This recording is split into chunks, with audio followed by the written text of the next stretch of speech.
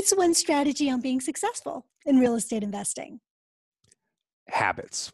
The most important strategy, and this is for real estate investing and obviously for everywhere else in life, but habits are the thing that make the difference between success and failure long term.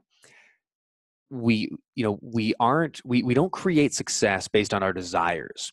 We create this success based on our disciplines, right? There's a famous quote. I wish I could quote the right person, but it's that your disciplines, not your desires, determine your destiny.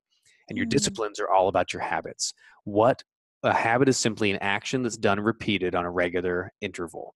So if you can take an action repeatable on a regular interval that's healthy, whether it's having water in the morning, whether it's stretching every day, whether it's doing a class, whether it's whatever it is, whether it's cold calling 10 FISBOs every morning with your cup of coffee, if you can find any action you can turn into a replicatable habit, those are the things that'll make the difference. Anyone can do something for a short period of time.